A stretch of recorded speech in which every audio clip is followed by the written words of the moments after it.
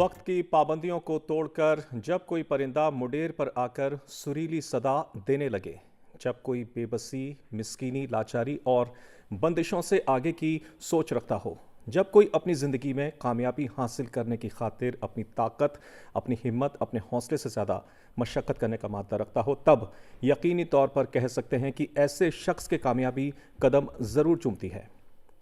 दोस्तों, ज़िंदगी में मंजिल पाने की ललक ईमानदारी से शुरू होकर उस शख्स को कामयाबी की दहलीज पर लाकर खड़ा कर देती है। तब जाकर ये कामयाबी कभी ना ख़त्म होने वाली एक ऐसी उड़ान में तब्दील होती है जो न सिर्फ उस शख्स को गले लगाती है बल्कि उसके माथे पर बेहद हसीन और शानदार बोसा भी देती है। हौसलों की उड़ान के एक और नए शुमारे में मैं राशिद आपका तहे दिल से खैर मकदम करता हूँ, इस्तकबाल करता हूँ। और नाज़रीन, आज फिर से बात, मुलाकात, एहसासात और जज्बात का एक और तफसीली सिलसिला। और आज जो मेहमान हैं उन्होंने अपनी ज़िंदगी का एक लंबा अरसा जंगलों में बिताया है। जंगल के जो खूबसूरत जानवर होते हैं, तितलियां होती हैं, परिंदे होते हैं, चरिंदे होते हैं, उनके साथ व्यतीत किया है। बहुत कुछ है उनके पास शदीद बातचीत करने के लिए। तो आइए बहुत एहतराम के साथ इस्तकबाल करते हैं और खैर मकदम करते हैं। कोई और नहीं, योगेश भाटिया हमारे साथ हैं। कहा जाता है कि तस्वीरें बोलती हैं, और जब तस्वीर दिल की आंखों से ली गई हो तो वो तारीख रकम करती है। अपने हुनर से लाखों लोगों को मुतासिर करने वाला एक ऐसा ही नाम जिन्हें दुनिया योगेश भाटिया के नाम से जानती है। एक वाइल्ड लाइफ फोटोग्राफर के तौर पर योगेश भाटिया ने न सिर्फ हिंदुस्तान में बल्कि हिंदुस्तान के बाहर भी अपने फन का लोहा मनवाया है। अपनी फोटोग्राफी के जरिए उन्होंने लोगों को जंगल की दुनिया से रूबरू कराया और कुदरत की खूबसूरती से जोड़ने का काम किया। योगेश भाटिया ने अपनी जान को खतरे में डालकर न जाने कितनी नायाब और कीमती तस्वीरें और वीडियोस अपने कैमरे में कैद किए हैं। ऐसे मंजर जिन्हें देखकर इंसान दंग रह जाता है और रोमांच से भर उठता है। मगर योगेश भाटिया न कभी थके, न कभी डरे और न ही कभी रिटायर्ड होने के बारे में सोचा। योगेश भाटिया का सफर दश्त से लेकर सहरा तक और जबल से लेकर सागर तक बड़ी शिद्दत से जारी है। आइए आज के इस खास इंटरव्यू में हम योगेश भाटिया की जिंदगी, उनके जुनून और उनके कामयाबी के सफर को तफसील से जानने की कोशिश करते हैं।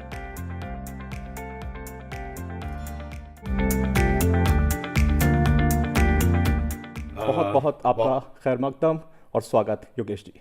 थैंक यू, बहुत बहुत शुक्रिया राशिद भाई कि आपने मेरे को मौका दिया आपसे और आपके दर्शकों से बात करने का। जी, तो मेरा ये बहुत ही सौभाग्य है कि मैं यहाँ आया। तो जैसा कि मैंने कार्यक्रम के शुरू में ही बात कही कि जंगलों में एक बहुत तवील अरसा आपने गुजारा है। और हम जब छोटे हुआ करते थे, एक जंगल बुक करके एक कार्टून आया करता था योगेश जी, ठीक है। उसमें एक लाइन थी कि जंगल जंगल बात चली है, पता चला है।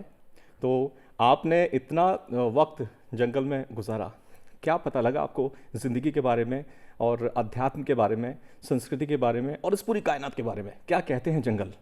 अरे साहब, आपने क्या बात छेड़ दी।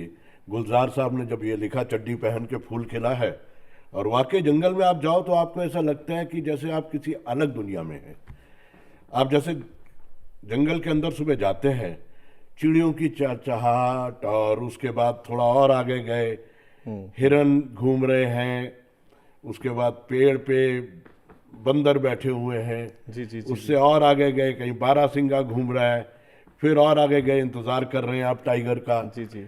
टाइगर आ रहा है, कॉल हो रही है। कॉल मीन्स कि जब हिरन को ये लगता है कि टाइगर आने वाला है या कोई प्रेडेटर आने वाला है तो एक आवाज से निकालता है जिसको अलार्म कॉल बोलते हैं जी। तो वो सारा एक अलग ही वातावरण हो जाता है, सब अलग एकदम। सारी आपको लगता है कि जैसे संसार का कोई गम नहीं, कोई कुछ नहीं, आप अलग दुनिया में आ गए। तो हम वहाँ जाते हैं, अपने आप को बहुत ही लकी समझते हैं तब हम। बिल्कुल बिल्कुल। और बता दें आपको कि योगेश भाटिया जी जो हैं वो वाइल्ड लाइफ फोटोग्राफर हैं और विश्व मंच पर उनको सम्मानित भी किया गया है उनके कार्य के लिए। और हौसलों की उड़ान ऐसे ही शख्सियतों को अपने शो के अंदर बुलाता है, उनकी मेज़बानी करता है जिन्होंने ज़िंदगी के अंदर बहुत कुछ अचीव किया है। तो योगेश जी ने भी बहुत कुछ अचीव किया है और हौसलों की उड़ान के आज के इस शुमारे में हम बहुत सारी और भी बातें करेंगे। तो दिल आपका जो है लगा जंगलों में, लेकिन उसके साथ एक क्लिकिंग मशीन भी आपके पास रही। तो पहला प्यार क्या था, कैमरा टेक्निकली, या फिर कुदरत और जंगलों से या जानवरों से आपका प्यार? राशिद साहब, ऐसा है कि पहला प्यार तो ज़रूर जानवर ही होंगे, पहला प्यार ज़रूर कुदरत होगी, लेकिन उस कुदरत को, उस जानवरों को इकट्ठा करना उस मशीन के अंदर, जिसको हम आजकल कैमरा बोलते हैं, वो इकट्ठा करके लोगों तक पहुंचाना, वहाँ से शुरुआत हुई। और जैसे कि हमारी शुरुआत हर बच्चे की एक होती है, जो आपके नज़दीक कोई चिड़ियाघर होता है जहाँ आप जाके जानवरों को देख सकते हैं। जी। वहीं से मेरी शुरुआत हुई। हम अपने फादर के साथ वो चिड़ियाघर चले जाया करते थे, वहाँ पे जानवर देखे, हाथी और शेर, और तब चिड़ियाघर में, दिल्ली के चिड़ियाघर में ज़िब्रा भी होता था। जी। अब शायद नहीं है। तो और ये सारे देखते देखते वो इनसे बढ़ता गया, और उसके बाद आया कि इसको कैसे हम संजो के रखें इस चीज़ को। तो उसके लिए बेस्ट यही था कि उसको हम इसको सजाएं, इसको कैप्चर करें। तो उसके लिए कैमरे से बढ़िया कोई चीज़ ही नहीं थी, क्योंकि ड्राइंग अच्छी नहीं है तो ड्राइंग हम कर नहीं सकते थे। तो कैमरा जो उनसे है उससे हमने किया, और कैमरे से करके हमने धीरे धीरे उसमें फोटोग्राफी में आए।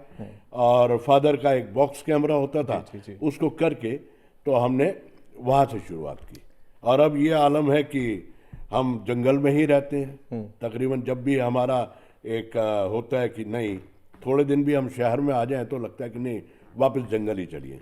मैं आपकी अर्ली लाइफ पर भी आऊँगा, बात करेंगे कि पूरा कैसे शुरू हुआ, क्या मुश्किलात रहीं, कैसे चैलेंजेस आपने फेस किए, फादर के ज़रिए क्या आपको सपोर्ट मिला, फैमिली के ज़रिए क्या इंकरेजमेंट मिला, इन सब पर बात करेंगे। लेकिन पहले हम जंगल की ही बात करते हैं। ये बहुत ही इंटरेस्टिंग टॉपिक है, और हिंदुस्तान भी परे नहीं है, बड़े खूबसूरत जंगल हिंदुस्तान के अंदर बहुत हैं। खूबसूरत। और आपने भी तकरीबन सभी जंगलों का सफ़र अब तक किया होगा।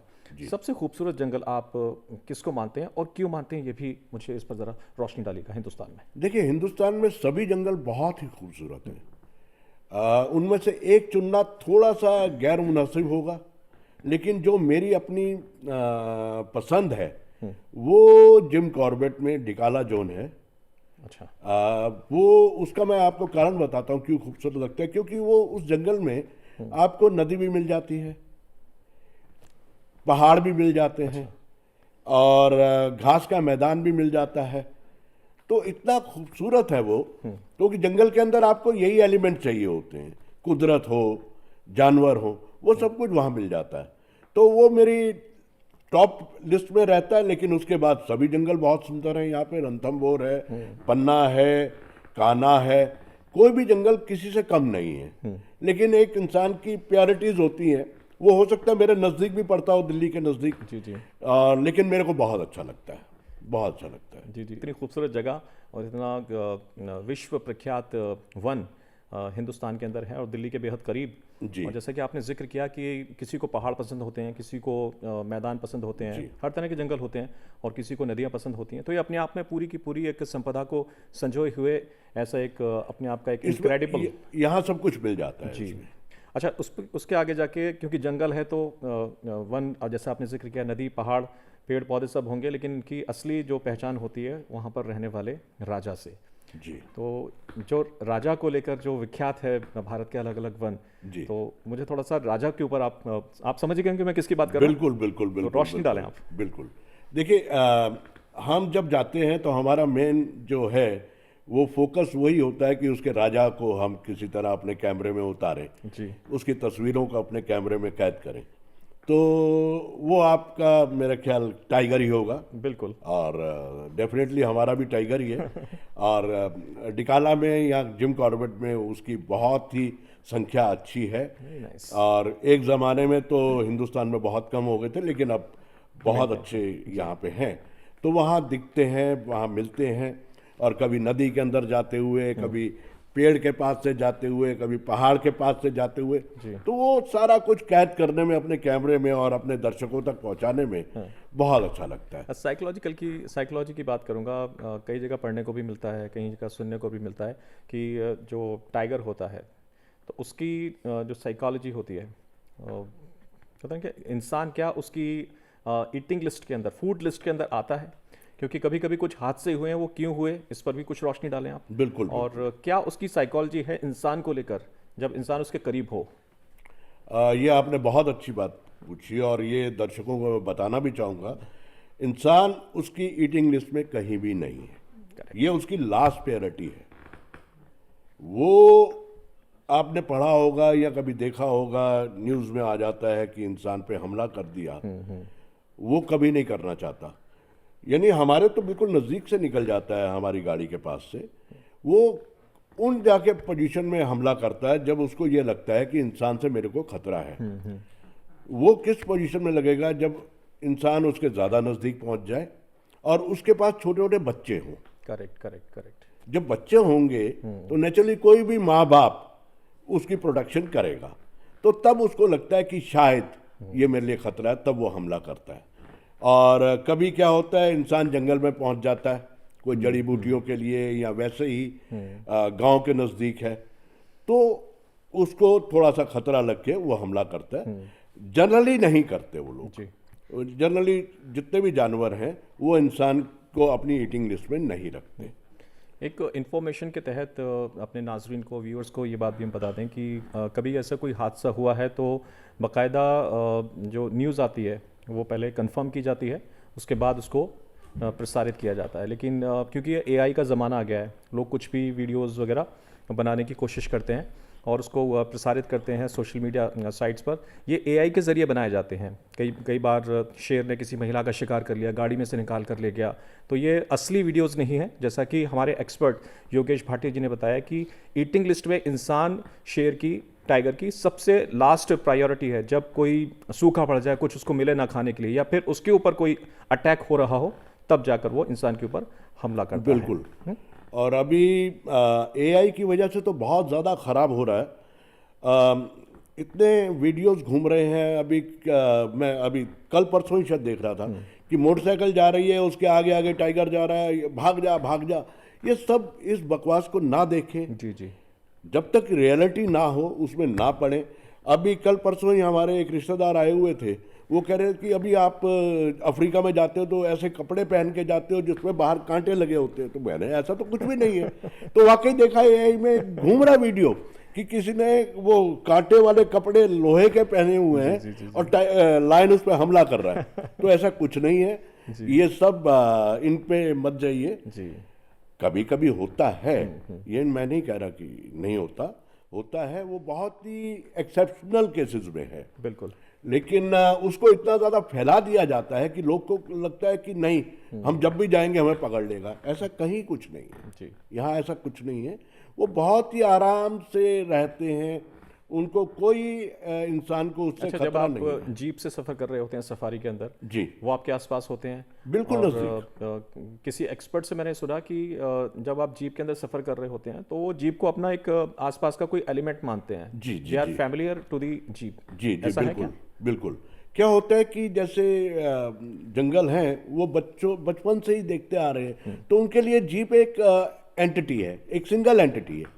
लेकिन अगर इंसान को अलग देखते हैं तो उसको लगता है कि ये क्या है, लेकिन जीप उसको सिंगल एंटिटी लगती है, इसलिए वो कभी भी हमला नहीं करता। और ऐसा बिल्कुल नज़दीक से निकल जाता है। आप मेरे वीडियोस देखिए, कई बार बिल्कुल नज़दीक से जाता होगा, तो कभी कुछ नहीं कहता वो। अच्छा, हम लोग मेकअप रूम में थे, आप भी मेकअप ले रहे थे, मैं भी मेकअप ले रहा था, तो खूबसूरती की बातें वहाँ होने लगी। तो शेर की खूबसूरती की अगर बात करें तो आपने तो नज़दीक से देखा है जी। शेर के बारे में थोड़ा सा बताएं। आई मीन जो इंडियन शेर है, इसको टाइगर हम जब बोलते हैं, तो क्या उसकी खूबसूरती है, कितनी एक्चुअल लंबाई चौड़ाई उसकी होती है? अब वो ऑरा की जो बात है, उनको शब्दों में बयान करना बहुत ही मुश्किल है। इतना अच्छा ऑरा, इतना यानी बहुत ही खूबसूरत जानवर है, बहुत ही ज़्यादा। और उसकी समझ लीजिए 4-5 फुट का है, और अगर वो खड़ा हो जाता है तो 6-7 फुट तक पहुंच जाता है, अगर पेड़ के साथ खड़ा है। लेकिन उसका जो खूबसूरती का बयान आप फोटो से भी नहीं कर सकते। उसके लिए आपको जंगल में खुद ही जाना पड़ेगा। अच्छा। और इतना सम्मोहन कर लेता है वो आपको, इतना हिप्नोटाइज कर लेता है। उसकी आंखें, उसका पूरा जितना भी उसका है ऑरा, बहुत ही ज्यादा संभव चलने का स्टाइल में वो भी बड़ा अरे कहते कमाल हैं है कि- साहब, कमाल है। यानी लोग नकल लगाते हैं जो टाइगर की चलने में, कुछ तो है जी कि लोग सारे लोग कहते हैं कि वो टाइगर लगता है। साहब ये तो देखने वाली चीज है, उसको शब्दों में बयान करना बहुत मुश्किल है। अच्छा। बहुत ही सुंदर है, बहुत ज्यादा। शिकार करते हुए कभी आपने क्योंकि एक जुमला है कि तुमने कभी शेर का सामना नहीं किया, जब तुम अगर शेर का सामना करोगे वो भी खुले जंगल में, तो तुम्हारी जो गलतफहमी है वो शायद दूर हो जाएगी। जी जी जी। तो इस पर नहीं, भी आप- शिकार करते हुए वो आपसे तो आपकी तरफ तो आएगा ही नहीं, हाँ, वो तो किसी और जानवर को पकड़ेगा। मैंने बहुत बार देखा है, अच्छा। कभी हिरन का शिकार करते हुए, कभी वाइल्ड बोर जिसको जंगली सुअर भी कहते हैं, उसका शिकार करते हुए बहुत बार देखा है। वो इतनी तन्मयता से धीरे धीरे जाएगा, जी। पहले उस पर फोकस करेगा, आराम से बैठा रहेगा, आराम से वेट करेगा, ये नहीं कि एकदम उसने वो, और फिर वो जो स्पीड पकड़ के भागेगा उसके पीछे। और लेकिन आपको शायद नहीं मालूम होगा, उसके 80-90% जितने भी एफर्ट्स हैं वो वेस्ट जाते हैं। ओह, उस बेचारे का भागेगा, लेकिन उससे पहले वो जानवर भाग जाएगा, क्योंकि हिरन भाग रहा है काफ़ी स्पीड पे, उतनी स्पीड वो नहीं है उसकी, तो वो भाग जाएगा। लेकिन उसको अपना खाना भी खाना है, तो वो भागता रहेगा। और स्पीड की शिकार- जो आपने बात कही है, चीता बहुत रफ्तार से जी जी जी दौड़ता है, जी कहते हैं स्प्रिंटर है वो, जी कि लॉन्ग रन भी लेगा, स्प्रिंट भी लेगा, जी। और हिरन को लंबी दूरी तक चेस करते हुए वो दबोच लेता है। जी जी। और ये जो टाइगर है ये बहुत लंबी दूरी तक दौड़ नहीं नहीं भाग पाता है। सकता, नहीं भाग सकता। चीता बहुत लंबा भागता है, लेकिन वो भी कुछ देर के लिए ही भाग सकता है। समझ लीजिए वो 40-50 सेकंड तक ही भागेगा, मैक्सिमम 1 मिनट तक, लेकिन उसके बाद नहीं। उसके अंदर अंदर वो उसे पकड़ लिया तो पकड़ लिया, नहीं तो थैंक यू, ये तो उसका भी फिर दोबारा ट्राई करेगा वो। अच्छा, तो उनको भी पूरी मेहनत करनी पड़ती है अपने रोजी रोटी के लिए। बिना मेहनत के तो कुछ मिलता कुछ भी नहीं नहीं है, मिलता। डेफिनेटली। और ये कहा जाता रहा हमेशा से कि बिल्ली की जो नस्ल होती है, बिल्ली इनकी खाला कहा जाता है, शेर की खाला, टाइगर की खाला बिल्ली को। और ये भी कहावत हमने बचपन में सुनी थी, और शायद आपने भी सुनी होगी, क्योंकि विरासतों से ये कहावत चली आ रही है कि बिल्ली ने शेर को सब कुछ सिखाया, लेकिन पेड़ पर चढ़ना नहीं सिखाया। हाँ, बिल्कुल ठीक है। इत्तेफाक रखते हैं आप इस बात से? अब शायद नहीं लगता, क्योंकि मैंने शेर को भी पेड़ पे वो चढ़ते हुए देखा है, जी टाइगर को भी देखा। टाइगर हिंदी में बाघ हो गया, कभी कभी हम ना एक गलत फहमी में शेर हम सबके लिए यूज कर लेते हैं। टाइगर है वो बाघ है, जी लायन जो है वो शेर है। जी। तो हमने दोनों को पेड़ पर चढ़ते हुए देखा है, तो इसलिए मैं बहुत ज़्यादा इत्तेफाक नहीं रखता। अब शायद मॉडर्न हो गए तो उन्होंने सीख लिया। उनका हो सकता है कोई स्कूल हो गया हो जिसके अंदर उन्होंने ट्रेनिंग ले ली हो कि पेड़ पे कैसे चढ़े, तो उन्होंने सीख लिया है। शायद चीते से सीखा है, क्योंकि चीता तो चीता शिकार तो लेकर ऊपर चढ़ जाता है। जी जी जी, चीता तो बहुत ऊपर चढ़ जाता है, तेंदुआ भी चढ़ जाता है। और तेंदुआ जो है, जिसको लेपर्ड कहते हैं इंग्लिश में, तेंदुआ तो अपना शिकार लेके, काफी भारी शिकार लेके पेड़ के ऊपर चढ़ जाता है। अच्छा, यहाँ हुआ बाघ, जिसको हम टाइगर कहा, धारीदार, और जो एक यहाँ चेहरे पर बाल होते हैं, बाल होते हैं, वो शेर हो गया। जी। शेर हो गया और लायन हो गया इंग्लिश में। उनकी तादाद मेरे ख्याल में अफ्रीका में ज़्यादा है। बहुत ज्यादा है, और बहुत बड़े बड़े हैं वहाँ पे। इंडिया में हैं, गिर में एशियाटिक लाइन बोलते हैं उनको। जी वो इतने बड़े नहीं हैं, लेकिन सुंदर वो भी हैं। लेकिन अफ्रीका के उनके जो आयाल हैं, जो उनके मेन बोलते हैं, जो उनके बाल हैं, वो बहुत बड़े होते हैं, बहुत सुंदर लगते हैं वो। जी जी जी जी। फोटोग्राफी की तरफ आते हैं। बड़ा ही एक है ना, टचिंग एक प्रोफेशन है, जैसे कि मैंने शुरू में भी बात की, और आपकी एक्सपीरियंसेस पे आऊँगा।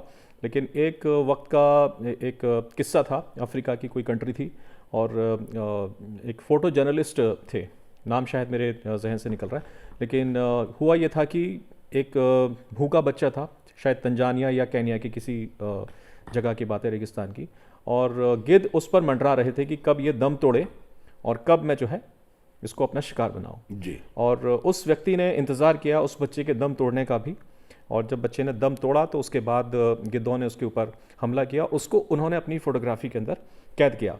हालांकि बाद में ये वाक़या आगे की तरफ गया, और वो व्यक्ति बहुत डिप्रेशन के अंदर चले गए थे, और फिर उन्होंने शायद सुसाइड अटेम्प्ट जी किया जी था। जी जी। तो आपके कैसे एक्सपीरियंसेस हैं, अगर इस तरह की कुछ इमोशनल वाक्यों की तरफ जाएं? जंगल का इमोशन क्या है? जंगल का इमोशन, अब आपने वही बात कर दी। हम भी इंतज़ार करते हैं कई बार कि वो जाके शिकार करे, भाई उसके लिए तो खाना है।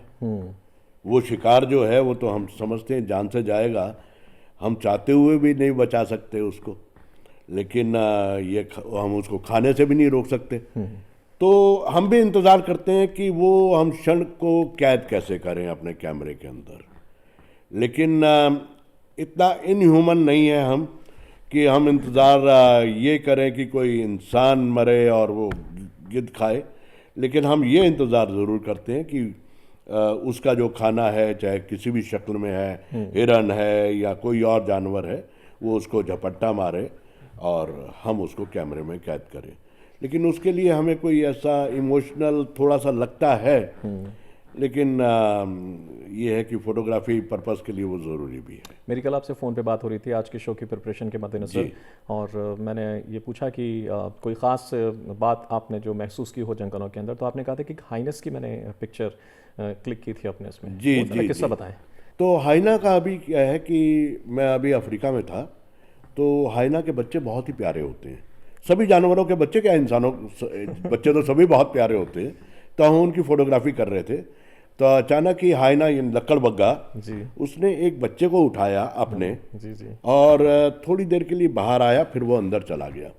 तो उस समय तो हमने फोटो क्लिक कर ली, लेकिन बाद में वो हमने रिकॉर्ड से देखा तो शायद अब तक की सबसे छोटा बेबी जो है, छोटा बच्चा, वो शायद वही है जो मैंने क्लिक किया था। अभी तक वो शायद रिकॉर्ड में नहीं है। ओके। तो अभी मैंने भेजा हुआ है उसको चेक करवाने के लिए काफ़ी जगह। तो वॉज ही अलाइव? हाँ बिल्कुल, वो मुंह में ही पकड़ेगा ना। अच्छा। तो बच्चा उसने मुंह पकड़ा, लेकिन वो कुछ दिनों के बच्चे वो इंतजार करता है कि बच्चा मेरा 15 दिन का हो जाए फिर मैं उठाऊं, लेकिन वो शायद कुछ ही दिनों का था, या हो सकता कुछ घंटों का हो या 5-6 दिन का हो, और इतना छोटा बच्चे की रिकॉर्ड आज तक फोटो नहीं है। बिल्कुल बिल्कुल। जो कि मैंने भी सारा नेट पे चेक की है, तो वो मुझे नहीं मिली, और शायद वो मुझे लगता है कि इंशाल्लाह वो वर्ल्ड रिकॉर्ड ही होगा। जो लकड़बग्गे की आपने बात की, इसकी थोड़ी हैबिट के बारे में बताएं। शेर तो शिकार करके खाता है, इसके बारे में कहा जाता है कि ये शिकार किया हुआ खाते हैं, जी, और अक्सर शेर से छीन लेते हैं शिकार, लेकिन झुंड में जाते हैं। ये बिल्कुल बात भी है? बिल्कुल ठीक कह रहे हैं आप। आपने काफ़ी पढ़ाई की है लगता है इस पे, या कल रात के बाद ही की होगी। तो ये क्या है कि ये इंतज़ार करता रहता है कि शेर किसी जानवर को जाके मारे और हम जाके इसको उसका शिकार को छीने। और मैंने बहुत बार देखा है, और शेर की एक और बड़ी बढ़िया आदत है, जी जब वो शिकार को मार देता है, उसने इधर उधर जाना है, तो उसको शिकार को मिट्टी के अंदर दबा देता है, अच्छा। ताकि लक्कड़बग्गे आके उससे छीन ना लें। तो ये भी करता है, और ये जाके शेर को 3 लक्कड़बग्गे गए, उनको डिस्टर्ब किया, शेर इधर हुआ, 3 गए, वो खा लिया। वो 3 वाले फिर जाके उसको डिस्टर्ब किया, ये 3 आके खा लिया। तो बड़ा टीम वर्क में काम करते हैं। जी जी जी। तो ये उसको डिस्टर्ब करके उसका शिकार खाते रहते हैं, और ये उसी में ही चलते हैं। तो देखिए कि प्रकृति भी किस तरीके से आपको सिखाती है टीम वर्क। शिकार किसी और ने किया, लेकिन आप टीम वर्क करेंगे, डिस्टर्ब करेंगे और अपना खा लेंगे, लेकर निकल जाएंगे। स्कैवेंजर्स हैं, और ये बहुत ज़रूरी जानवर, ये बहुत ज़रूरी, ये हो गया। और ये क्या बोलते हैं, हाइना, जैकॉल्स हो गए, गीदड़ हो गए, उसके बाद गिद्ध हो गए। ये स्कैवेंजर, ये तो सारे जंगल को साफ करने के लिए ही हैं, नहीं तो बीमारियां फैल जाएंगी वहाँ पे। अच्छा, हिंदुस्तान में भी गिद्धों की जो प्रजाति थी एकदम से लुप्त हुई। जी जी जी। क्या कारण रहा है? कहीं चले गए ये उड़कर, या फिर एकदम से लुप्त हुए? नहीं, कुछ वो आपने क्या, research हमने जो सुना है वो मुझे नहीं मालूम उसका असली तथ्य क्या है, कि जो किसान लोग थे वो कुछ ऐसी दवाई डालते थे जिनमें जानवर मरते थे।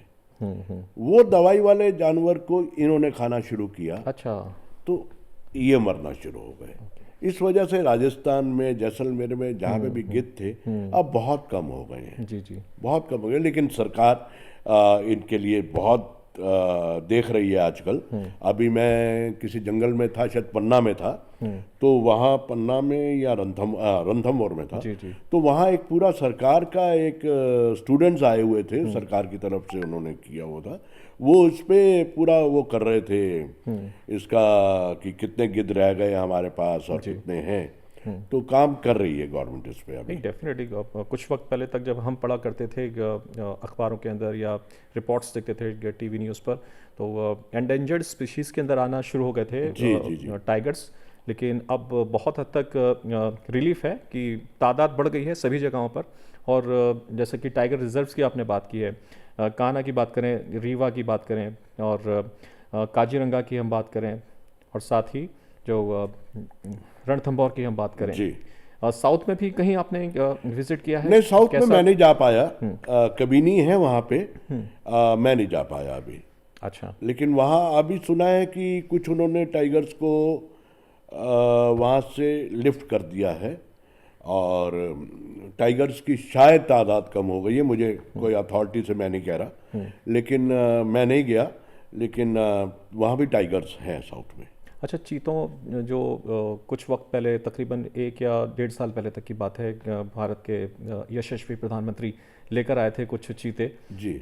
शायद तंजानिया से लेकर आए थे। हाँ। और ग्वालियर के पास कहीं छोड़ा गया कूनो में, ग्वालियर के पास, रणथंभौर और उसके पास। जी। तो ऐसा पॉसिबल होता है कि किसी और कंट्री से आप किसी को लेकर आएँ और यहाँ पर वो सर्वाइव कर जाए? देखिए, उसके बारे में बहुत ज़्यादा डिबेट हो रही है, क्योंकि चीते हमारे नेटिव जानवर थे। किस ज़माने में यहाँ पे नेटिव थे, उसको अब अफ्रीका से यहाँ लाए गए एयरलिफ्ट करके। यहाँ उनका शुरू पे तो काफ़ी मुश्किल हो गया था सर्वाइवल, अब सुना है कर रहे हैं। जी। लेकिन अब कितने सर्वाइवल कर रहे हैं, लेकिन देखिए इंशाल्लाह कि वो कर जाएं तो यहाँ पे फिर लोगों को चीता देखने को मिल जाए। लेकिन अभी जो वहाँ का ग्रासलैंड है कूनो का, वो उतना बड़ा नहीं है जितना अफ्रीका का है। अच्छा। चीते को एक स्प्रिंट के लिए बहुत ज़्यादा भागना है, उतना शायद उसको नहीं मिलता, तो थोड़ा सा ये चैलेंज है। लेकिन लेट्स होप कि ठीक है। ठीक हो जाए। विदेशों में आपने किन किन जंगलों के अंदर विजिट किया, और कंपैरेटिवली विदेशों के जंगल, क्या साउथ अमेरिका के जंगलों तक भी पहुंच हुई कभी? अभी नहीं, लेकिन बहुत निकट भविष्य में बजाऊंगा। अमेज़न जाना है, ब्राज़ील जाना है मुझे जी। और पोलर बेयर के लिए मुझे आर्टिक जाना है। जी। लेकिन अभी मैंने विदेशों में तंजानिया किया है और इधर कीनिया किया है, और कीनिया के सारे जंगल हो गए मेरे, एम्बोसेली वगैरह हैं, वो किया। उसके बाद तंजानिया किया, सेरेंगेटी जी, तो वो सब मैं कर चुका हूँ। अच्छा, माफ़ कीजिएगा, वैसे तो उम्र नहीं पूछते हैं किसी की, लेकिन फिर भी मैं आपकी उम्र पूछना चाहूँगा, क्योंकि आपकी जो विल पावर है, जैसा आपने कहा ना कि अभी अमेज़न जाएंगे, ब्राज़ील जाएंगे, अंटार्कटिका जाएंगे, तो ये कोई युवा ही कह सकता है। और मुझे लगता है कि आप जैसा युवा अगर ऐसी बात कहे तो ये एक प्रेरणा की बात है, देखने वालों के लिए, सुनने वालों के लिए और करने वालों के लिए भी। 4-5 साल पहले मैंने यहाँ पे इंडिया में वो किया था, स्नो लेपर्ड, हिम तेंदुआ, जो कि यहाँ पे तकरीबन 18-20 हज़ार की फीट पे मिलता है, और -15 के अंदर, -15 टेम्परेचर के अंदर मैंने 8 घंटे लगातार काम किया। कोई खास एरिया, जगह है ये? स्पीति में, हिमाचल में, स्पीति में। तब मेरी उम्र तकरीबन 62 साल के आसपास थी, और ये 4-5 साल हो गए जी। तो आप अंदाज़ा लगा सकते हैं, और मुझे अभी 15 साल और काम करना है। तो बहुत सारी बातें हुई अब तक योगेश जी से, लेकिन जो उनका पहला प्यार है कैमरा, और कैमरे की टेक्निकलिटीज़ होती हैं, लेंसेज होती हैं, उसके ऊपर बहुत कुछ है। और मुझे लगता है कई बार लोगों के हाथ में बहुत सारे उपकरण तो होते हैं, लेकिन असल बात होती है उसको चलाने की। तो मैं आपसे चलाने पर भी पूछूंगा कि आपकी जो कला है वो कैसे विकसित हुई, उस पर भी रोशनी डालिएगा। और इसका टेक्निकल एक एस्पेक्ट है, तो मुझे बताएं कि लेंसेज के बारे में, कि किस तरह का लेंस आप यूज़ करते हैं, कितनी दूरी तक क्लिक करता है, कौन सा करीब का लेंस आप यूज़ करते हैं, और कैसे उस कला, उसके साथ तकनीक के साथ अपनी क्राफ्ट को आप इन्वॉल्व करते हैं। जी, देखिए, कैमरे का ऐसा है कि लेंस आपको मेन है, और कोई भी, क्योंकि आपका जानवर दूर होता है, आपका सब्जेक्ट दूर होता है, तो आपको 300 mm से बड़ा ही लेंस चाहिए होता है। तो इसलिए मैं 400 mm का लेंस इस्तेमाल करता हूँ। कोई भी वाइल्ड लाइफ के लिए जाए, छोटा भी आप लेके जाएं, लोग इससे मोबाइल से भी करते हैं, लेकिन जो असली आपको अच्छी फ़ोटो लेनी है आपको, तो 300 mm से ज़्यादा ही हो, तो वो मैं लेंस इस्तेमाल करता हूँ। और कैमरा कोई भी हो, उसका फोकस अच्छा होना चाहिए, उसकी शटर स्पीड अच्छी होनी चाहिए, ताकि वो फटाफट आपकी सारी फ़ोटोज़ खींच दे। 1/30। शटर स्पीड को थोड़ा सा एक्सप्लेन करेंगे सर? जी जी जी। शटर हो गया आपके कैमरे के आगे का जो है खुलने और बंद होने जी का। जी जी। आपकी लाइट कितनी जल्दी कैमरा पकड़ता है, तो वो मेन है, क्योंकि फोटोग्राफी लाइट का ही खेल है। कुछ कैमरे ऐसे भी होते हैं कि एक ही बार में, कई बार जाना गया है कि एक ही बार में कई सारी पिक्चर्स। मेरा कैमरा जो है खट, एक ही खट, बार खट, में 1 सेकंड में 30 फोटोज खींचता है। 30 30 फोटो 30। खींचता है। तो ऐसे ही कैमरे, फास्ट कैमरे जो उनसे हैं वाइल्ड लाइफ के लिए ज़रूरी हैं, जी। ताकि एक्शन इतना तेज़ होता है, आपको फ्रीज करने के लिए लाइट को वो तेज़ कैमरा ही चाहिए। तो वो तकरीबन क्या कॉस्ट आती होगी इस कैमरे की? देखिए Including मेरा lens? कैमरा जो है वो तो तकरीबन 5-5.5 लाख का है, सिर्फ कैमरा। जी जी। लेंस जो है वो 10-11 लाख का है। लेकिन सस्ते कैमरे भी हैं। आपकी अगर आपने किसी ने शुरुआत करनी है वो सस्ते कैमरे से करे, ज़रूरी नहीं है कि वो महंगा कैमरा ले। धीरे धीरे जाए, अपने आप को डेवलप करे, टेक्निक सीखे, फोकस कैसे करना है, उसको सब्जेक्ट का प्लेसमेंट कैसे करनी है, कॉम्पोजिशन कैसे बनाना है, वो धीरे धीरे सीखे, उसको पढ़ाई करे और उसके बाद वो महंगे कैमरे में जाए। जी। ज़रूरी नहीं है कि आप पहले ही महंगा कैमरा ले लें और उसके बाद करें। तो पहले आप सीखिए, जी। पहले आप जंगल जाइए, पहले आप जंगल से प्यार करिए। सबसे ये ज़रूरी बहुत है। इंपॉर्टेंट आपने बात कही है। जब तक आप जंगल से प्यार नहीं करेंगे तो आप कैमरे को भी हाथ ना लगाएं। आप जाएं 2-3 बार, आप जाएं, आप भी चलिए कभी, तो उससे प्यार करेंगे तो बाकी चीज़ें सब बात की हैं, बाकी सब बात की हैं। उसके बाद चाहे आप सस्ता कैमरे से करें, उसके बाद और बड़ा लें, आपको ग्रेजुअली बड़े हों तो उसमें कोई दिक्कत नहीं है। तकरीबन अगर कोई इश्क करेगा जंगल से तो कितना वक्त उसको लगेगा एक परफेक्ट वाइल्ड लाइफ फोटोग्राफर बनने में? वो तो आपके इश्क की मयाद पे है कि आपको कितनी जल्दी इश्क होता है, जी। और कितनी शिद्दत से होता है, कितनी शिद्दत से कितनी होता चाहत है आपके अंदर। तो हाँ बिल्कुल। अच्छा, इसी बात पर एक मैं याद दिलाना चाहूँगा नाजरीन को भी और आपको भी। भारतीय सिनेमा की एक बड़ी मारूफ फिल्म बनी, आमिर खान स्टारर। उसमें एक उनके 3 साथी हुआ करते थे और वो कहते हैं ना कि करियर चूज़ करने वाली जो बात आती है, जी। तो शायद आप समझ भी गए हैं और नाजरीन भी समझ गए होंगे। बहुत बड़ी ही मारूफ पिक्चर है। तो उसमें जो उनके साथी होते हैं एक, तो वो ये कहते हैं कि मैं खुश रहूँगा IITN इंजीनियर ना बनकर, मैं अगर वाइल्ड लाइफ फोटोग्राफर बन जाऊँ तो मैं खुश रहूँगा। तो आपके साथ भी कुछ ऐसा माजरा हुआ घर में कभी क्या? बिल्कुल हुआ, और मेरा ये बहुत ही बड़ा खुशकिस्मत है कि मेरे घर वालों ने मेरा सबसे ज़्यादा साथ दिया, मेरी वाइफ ने, मेरे बच्चों ने, क्योंकि मैंने अपने बच्चों को पहले सेटल किया, उसके बाद ये पूरा प्रोफेशनल में आया। तो अभी भी मेरे बच्चे भी मेरे साथ जाते हैं जंगल, मेरी वाइफ भी जाती हैं। तो घर वालों का आपका साथ होना बहुत ज़रूरी है, वो आपकी एक सपोर्ट है। तो मेरे को पूरा साथ दिया और उनको मालूम है कि ये वहीं खुश रहेगा, तो इसलिए मैं जंगल जाता हूँ तो कभी भी मना नहीं करते। और अदर मेरे साथ भी चलते हैं वो लोग।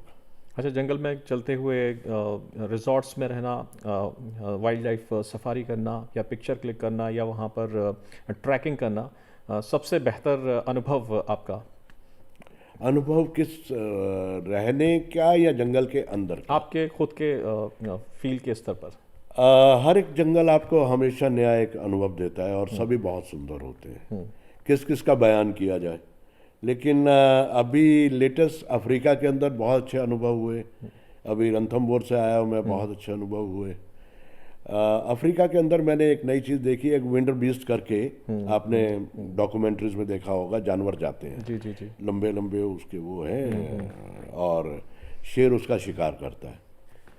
तो वो एक बहुत बड़ा सबक भी मिला कि जब इंसान पे या जानवर पे पड़ती है तो कैसा होता है। तो इधर से शेर आ गया, इधर से विंटर बीस्ट, और विंटर बीस्ट ने शेर को खदेड़ा, यानी वो झपटा और शेर भाग गया जी, और वो अपनी जान बचा के विंटर बीस्ट भाग गया जी। तो ये कुदरत का बहुत बड़ा एक आपको एक उसने दिया संदेश कि जब जान पे पड़ जाए तो आप भिड़ जाओ जी, तो आप जान बचा लोगे। तो आप खतरों से डरो नहीं, खतरों का सामना करो। Attack is the best defence of the well policy of said by yes someone. जी जी जी। Attack is the best defence. और जो आपने जंगल की खूबसूरती की बात कही, तो उस पर कहा जाता है कि क्या क्या बयां करूं उसकी उसके हुस्न के नज़ारे क्या क्या बयां करूं मैं, उसके मुख्तलिफ हुस्न के नज़ारे, एक को देखता हूं तो दूसरा कहता है कि मुझ पर भी नज़र कर। अरे वाह, क्या बात है। और वाकई ये बिल्कुल बिल्कुल आपने शायद बिल्कुल बिल्कुल सही बात कही आपने।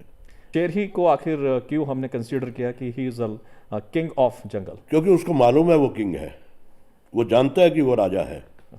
जब तक आप अपनी पहचान नहीं बनाओगे तब तक आप नहीं चल रहे। उससे बड़ा हाथी है, उससे लंबा जो है जिराफ है, उससे तेज कोई भी भाग लेता है, हिरन भी भाग लेता है, लेकिन जो किंग है वो किंग ही है। जी तो उसको, क्योंकि उसका एटीट्यूड वही है। जी अगर हाथी और शेर आमने सामने होंगे तो हाथी को ये लगेगा मुझे मारने आया, मुझे मारेगा।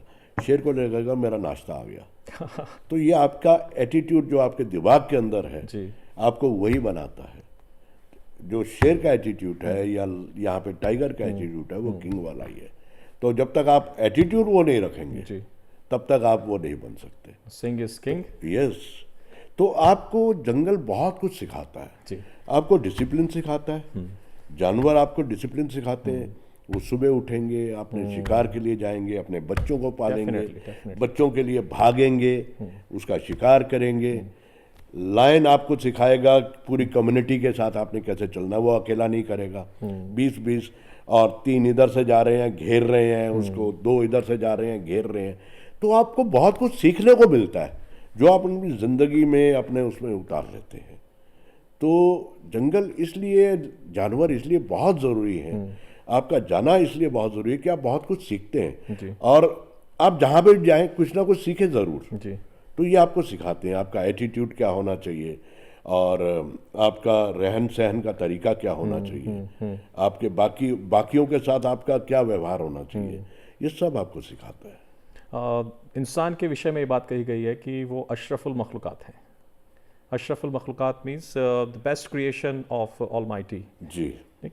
और जिस तरीके से ये दुनिया मॉडर्न दुनिया की तरफ बढ़ी, साइंस एंड टेक्नोलॉजी, बहुत कुछ सहूलियत इंसान को मिलती गई। अब एक जंगल की एक बात कहें और एक शहर की बात करें, मैं तो शहर को भी एक जंगल ही कहूँगा। आपका नज़रिया इस पर जानना चाहूँगा कि आप किस तरह से देखते हैं शहर के जंगल को और एक वास्तविक जंगल को, और उसमें इंसान की भूमिका और जानवरों का होना। ये बहुत ही गहरा आपने सवाल किया है। इंसान की भूमिका जो है,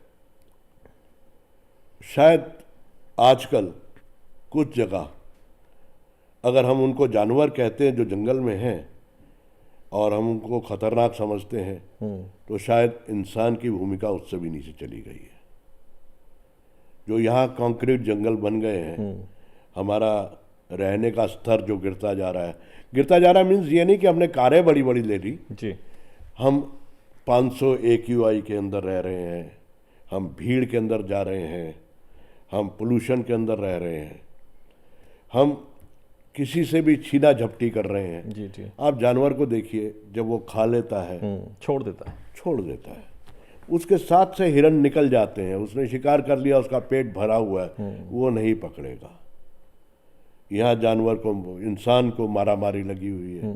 वो उसको, ये इसका भी खींच लो, उसको भी खींच लो, उसका भी झपट लो, तो बहुत ज़्यादा फर्क। पर्यावरण के विषय पर महात्मा गांधी ने भी कहा था कि ये जो पृथ्वी है, सृष्टि है, ये आपकी ज़रूरतें पूरा कर सकती है। हर शख्स की, हर क्रिएचर की ये ज़रूरत तो पूरी कर सकती है, लेकिन उसका लालच पूरा नहीं कर सकती। बस यही है जो हमें लालच आ गया है। इंसान के अंदर इंसानियत नहीं नज़र आती, जबकि हमें वहाँ जानवरों के अंदर अगर इंसानियत को एक बेंचमार्क मानते हैं जी, जी। तो वहाँ ज़्यादा नज़र आती है। जी वहाँ ज़्यादा नज़र आती है। अच्छा, सबसे खूबसूरत, चलिए फिर से आते हैं जंगल की तरफ ही। सबसे खूबसूरत आपको टाइगर की हमने बात की, शेर की बात की, हिरन की भी बात की, कुछ नदी पोखरें भी होती हैं, उनके अंदर भी पूरा इकोसिस्टम है। उनका भी मौका मिला आपको क्लिक करने का? जी जी जी। अभी मैं साउथ अफ्रीका में था, तो मैं ये बताना, मैंने हावेल का किया, उसमें वेल को क्लिक किया Very nice. और पेंगुइन्स किए। पेंगुइन्स बहुत ही प्यारे जानवर हैं, जी। छोटे छोटे जी, जी, चलते जी, चलते आ रहे हैं, तो मैंने वो भी क्लिक किया। तो एक्वा में मैंने वो क्लिक किया और बहुत अच्छा लगा। ब्यूटीफुल। बहुत ही प्यारे वो हैं, छोटे छोटे और बड़े चलते चलते आते हैं, बड़ा मज़ा आता है उनको क्लिक करते हुए। तो बहुत ही सुंदर लगते हैं, तो वो भी किया मैंने। वाइल्ड लाइफ सफारी, पानी की वाइल्ड लाइफ सफारी की बात कर रहा हूँ, चंबल को भी कहा जाता है जी, हिंदुस्तान जी, में। जी। क्या दौरा करने का मौका मिला आपको? नहीं, मेरे को नहीं अभी सौभाग्य प्राप्त हुआ। मैं जाना चाहूँगा, वहाँ मगर हैं। जी, कछुए बड़े जबरदस्त हाँ, कछुए हैं वहाँ पे। जी। कछुए बहुत बड़े बड़े हैं और 130 साल 140 साल जी, के जी, जी। कछुए हैं। तकरीबन मान लीजिए एक अगर ऑडी की बराबर की जो कार होती है एक, जी। हम देखें तो उस साइज के कछुए मैंने चंबल नदी में ऊपर से अरे वाह, मैंने नहीं देखे अभी तक इतने बड़े, लेकिन मैंने काफ़ी बड़े बड़े देखे हैं और काफ़ी लंबे तक चलते हैं, काफ़ी लंबे जीवित रहते हैं वो, और वो हैं वहाँ पे। कुछ इस तरह का ट्राई किया कि अंडर वाटर फोटोग्राफी पानी नहीं, वैसे मैंने किया है, लेकिन स्कूबा डाइविंग वगैरह की है, लेकिन अंडर वाटर फोटोग्राफी करने का सौभाग्य नहीं प्राप्त हुआ। देखिए आगे शायद हो, अभी करना है, वो भी मेरी बकेट लिस्ट में है। अच्छा, तो बकेट लिस्ट में तो बहुत कुछ है और करूँगा ज़रूर, क्योंकि मेरा ऐसा है कि मैं जो ठान लेता हूँ वो करता हूँ। जनरली ऐसा है जी। कि एक बार कर लिया तो पूरी शिद्दत से उसके पीछे लग जाओ तो आपको मंजिल मिल ही जाती है। अच्छा, कुछ जंगली हॉर्स वगैरह देखने को मिलते हैं, क्योंकि आमतौर पर तो सामाजिक प्राणी कहा जाता है जी, घोड़े जी। को, पालते भी हैं लोग, ट्रेन करते हैं। जंगल के घोड़े कुछ आपको देखने को मिले?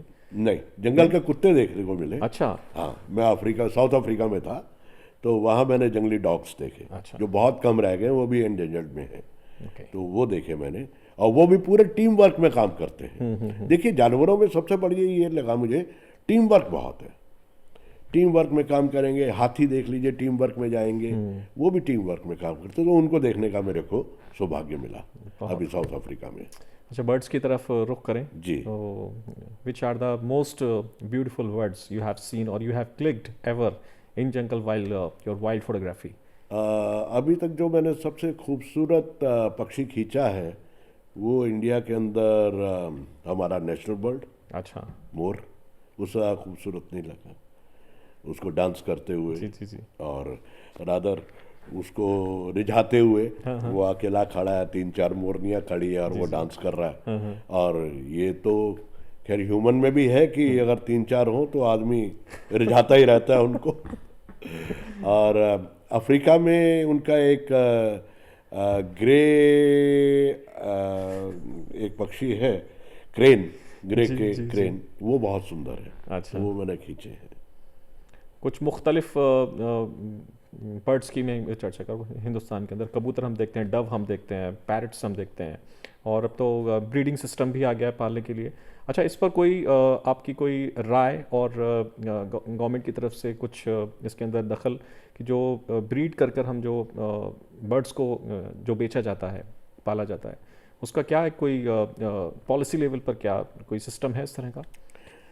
मेरा ऐसा मानना है कि ठीक है, सबका अपना अपना है, लेकिन जो आकाश में उड़ने वाले हैं उनको क्यों हम पिंजरे में बंद रखें? नहीं, ये कहते हैं कि ठीक, ये आकाश में उड़ने वाले नहीं, हमने इनकी ब्रीडिंग की है और ये कमरे के अंदर ही पनप सकते हैं, वहीं रह सकते हैं। अगर बाहर निकालेंगे तो ये क्लाइमेटिकल चेंज की वजह से सरवाइव नहीं कर मेरा पाएंगे। बहुत ज़्यादा दखल नहीं है इसमें। अच्छा, बहुत ज़्यादा दखल नहीं है। आपकी अगर राय हो तो राय शुमारी क्या ली जाए, क्या होना चाहिए? मैंने तो आपको राय दे दी, लेकिन अगर किसी का ये कहना है कि वो कमरे के लिए है, तो शायद भगवान ने तो नहीं बनाया होगा, खुदा ने तो उनको कमरों के लिए नहीं बनाया जी जी होगा। जी। तो इस पे हम थोड़ा सोच सकते हैं कि वो कमरे के लिए बनाए गए या उड़ने के लिए बनाए गए। अच्छा, आपकी सबसे पसंदीदा पिक्चर जो आपने खींची और आपको लगा हो कि हाँ, दिस इज़ माई, जैसे मैंने जिक्र किया था खुदा का कि अशरफुल मखलूक़ात इंसान, तो आपका जो क्लिक है, सबसे बेहतर क्लिक आपके अपने पसंद के लिए जो बेस्ट आपको लगता हो, खुद को लगता हो? बहुत सारी चीज़ें तो रिकग्निशन मिलती है, बहुत दूसरे लोगों को लगता है आपका काम, लेकिन आपको खुद लगी हो कि this is my best picture ever, तो उसके बारे में ज़रा आप तफसील से बताएं। वो अभी तक नहीं खींची मैंने। अभी तक नहीं खींची। That is yet to come. बात नोटिस की सर आपकी पूरी अभी बातचीत के दरमियान, जैसे आपकी फोटोग्राफी मैंने कुछ तो देखी, लेकिन जितना आपने एक्सप्लेन किया मुझे लगता है कि प्रेम उसके अंदर ज़्यादा है, प्रेम और भावना, इमोशंस, क्योंकि हर बार आपने वही पिक्चरों की बात की है, वही जिक्र किया है। तो प्रेम एक बुनियाद है हर एक प्रोसेस की, हर एक कला की, प्रेम, भावना, संजीदगी, ये जी। तो मैं चाह रहा था कि कोई एक्शन फुल आप बताएं कि कोई खरगोश ने कोई जंप लिया तो मैंने नहीं, उसको वो click अभी किया। है मेरे पास चीते की मैंने खींची, वो अच्छा किया आपने मेरे को याद दिला दिया, तो वो मैं इंसिडेंट भी आपसे शेयर करता हूँ जी जी कि क्या कैसे सिखाते हैं वो शिकार करना। मदर चीता जो है वो भागी और जो फॉन है, छोटा डियर का बच्चा, वो पकड़ के लाई, मारा नहीं उसने, ओ और अपने छोटे छोटे बच्चों के आगे डाल दिया और उनको सिखा रही है। वो भाग रहा है और बच्चे उसके पीछे पीछे भाग रहे हैं, क्या बात है। उसको पकड़ रहे हैं ताकि वो शिकार करना सिखाएं। वो ऐसे ही सिखाते हैं, जितने भी जानवर हैं वो अपने बच्चों को ऐसे ही सिखाते हैं कि वो अधमरा करके ले आएंगे ताकि उसके बच्चे उसके भागना शुरू करें। तो वो मैंने पूरा एक्शन लिया कि वो झपट रहा है फोन के ऊपर, पूरा एक्शन की वो है। वंडरफुल। और वो पूरे बच्चे गए, उसको पकड़ा, उसका शिकार करना सीख रहे हैं, फिर बाद में उन्होंने उसको मार दिया। जी, तो वो पूरा पूरा सीक्वेंस एक है मेरे पास। बड़ा ही खूबसूरत ये लम्हा आपसे बातचीत करते हुए हौसलों की उड़ान के इस शो के दरमियान। और मुझे लगता है कि लोगों को इस तरफ आना चाहिए, प्रकृति की तरफ, कुदरत की तरफ। लोग रोज़गार के लिए बड़े बड़े शहरों में पहुंच जा रहे हैं, उसके बाद कोई सोच नहीं, कोई गौर फिक्र नहीं कि प्रकृति क्या है, नदी क्या है, पहाड़ क्या है, जंगल क्या है, घास के मैदान क्या है। और कहते हैं ना कि अभी हमें नदियाँ पार करनी है, पहाड़ों पर चढ़ना है, समंदरों के अंदर तैरना है। तो ये जब बात नहीं आएगी तो शायद ज़िंदगी मुकम्मल नहीं होती है। बिल्कुल बिल्कुल ठीक है, क्योंकि हम दूर जाते जा रहे हैं इन चीज़ों से, और जितना हम दूर जा रहे हैं उतना ही हम अपने आप से दूर हो रहे हैं, उतना ही इंसानियत से दूर हो रहे हैं। तो जब तक आप कुदरत के साथ नहीं जुड़ेंगे आप नहीं समझ सकते इन चीज़ों को। उनका, जैसे आप अभी कह रहे थे कि इमोशंस की बात कर रहे हैं, मैं तभी समझ सकता हूँ जब मैं जाके उनके इमोशन कैप्चर करूंगा, ट्रू। जब उनको देखूंगा जी। कि उनमें इतना इमोशन है तो हम में क्यों नहीं है, हम क्यों अलग अलग हो रहे हैं, हम क्यों एक दूसरे को मारने के लिए घूम रहे हैं। लाइफ को फैब्रिकेटेड कर दिया हम लोगों ने। जी जी जी।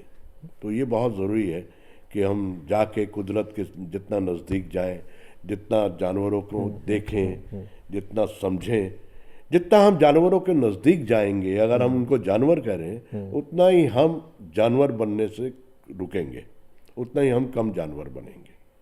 और यही हो रहा है इंसान का, तो जी कि यहाँ जानवरपना ज़्यादा आ रहा है, इंसानियत कम होती जा रही है। जी जी, तो डेफिनेटली।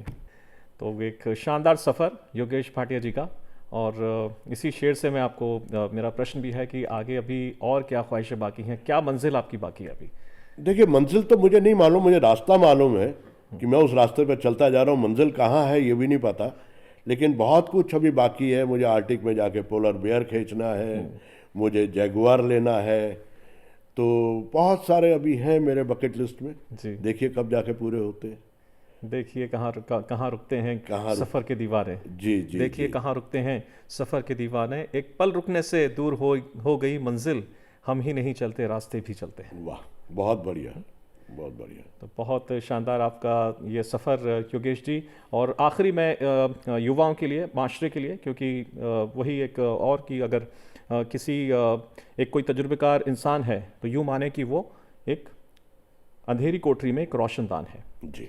अगर एक तजुर्बेकार इंसान है, यूँ माने कि वो अंधेरी कोठरी में रोशनदान है, तो उस रोशनी का कुछ हिस्सा आप नाजरीन के लिए, व्यूअर्स के लिए, युवाओं के लिए और माशरे के लिए आपका संदेश अपनी पूरी ज़िंदगी के लब बोलो आपसे। एक तो अपना पैशन को मत छोड़िए, अपने पैशन के पीछे जो भी आपको शौक है, कुछ भी है, वो ज़रूर पूरा करिए। अच्छा, ये नहीं, पॉजिटिव तरफ जाइए, और जो भी करें ज़िंदगी में फोकस से करें, एक अच्छे इंसान बने, अपनी रूह को अच्छा करें। जब तक आप उसको अच्छा करेंगे सब अच्छा ही होगा। जी, जब तक जैसे हम बात कर रहे थे, कैमरा जो है शक्ल को नहीं पकड़ता, रूह को पकड़ता है। जानवरों की फोटो इतनी अच्छी क्यों आती है? शायद उनकी रूह बहुत अच्छी है, बहुत सुंदर है। तो जो भी करें अपने पूरे फोकस से करें, अपनी पूरी जितना भी है अपना सारा कुछ लगा दें उसमें, और अपने पैशन से करें, फिर आप भूल जाएं, एक तरफ चलते जाएं आप, तो आपको मंजिल मिल जाएगी। बिल्कुल। जो इंग्लिश जब लैंग्वेज की बात होती है तो उसमें सेंटेंस फॉर्मेशन होती है, एक होता है सब्जेक्ट और एक होता है ऑब्जेक्ट। तो आपने कहा कि सब्जेक्ट जो है उसका फोकस हो ऑब्जेक्ट पर, तो ऑब्जेक्ट भी कैप्चर करता है सब्जेक्ट को, जो आपने रूह की बात कही। जी जी राइट। और जो आपने इंटेंट की बात कही है कि इंटेंट आपका जो आपकी कहते हैं ना कि अंदर की जो भावना है वो बहुत सच्ची पाक साफ होनी चाहिए, बिल्कुल। तो डेफिनेटली आपको कामयाबी ज़रूर मिलेगी। कोई नहीं रोक पाएगा आपको, कोई नहीं रोक पाएगा कामयाब होने से। बहुत बहुत शुक्रिया मेज़बानी करवाने के लिए और मेहमान बनने के लिए हमारे हौसलों की उड़ान में योगेश भाटिया जी। उम्मीद करते हैं कि ये सफ़र आपका यूं ही चलता रहे और तमाम पड़ाव आप और देखें ज़िंदगी में हसीन, और यूं ही अपने कैमरे से कमाल करते रहें और लुत्फ़अंदोज़ करते रहें अपने चाहने वालों को और तमाम प्रशंसकों को। बहुत बहुत शुक्रिया। बहुत बहुत शुक्रिया राशिद भाई, बहुत मज़ा आया इसमें, और मुझे पक्का है कि दर्शकों को भी बहुत मज़ा आया होगा। और मेरा सबको एक ही संदेश है कि आइए कभी हमारे जंगल में।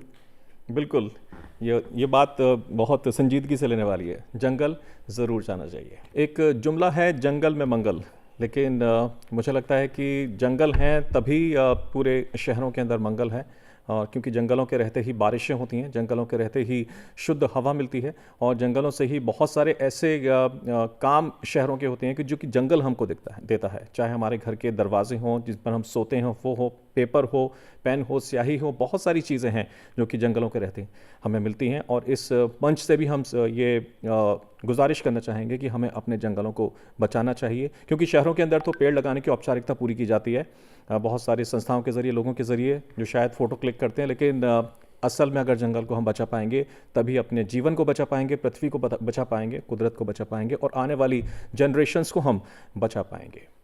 और वो कहते हैं ना कि जब योगेश भाटिया जी से बातचीत कर फिर से यही लगा कि सुरखरू होते हैं दुनिया में हमेशा वही लोग, दश्त सहरा से जो सरगर्दा गुजर जाते हैं। हौसलों की उड़ान के आज के इस एपिसोड में मेरे साथ बस इतना ही, लेकिन आपको चलते हुए याद दिला दें कि अगर आप डीडी उर्दू को यूट्यूब पर भी देखना चाहते हैं तो हम आपके लिए यूट्यूब पर भी उपलब्ध हैं, और आप चैनल को सब्सक्राइब करना ना भूलें। तो अपना रखें खास ख्याल, फिर होगी मुलाकात। बहुत शुक्रिया जुड़ने के लिए, आदाब।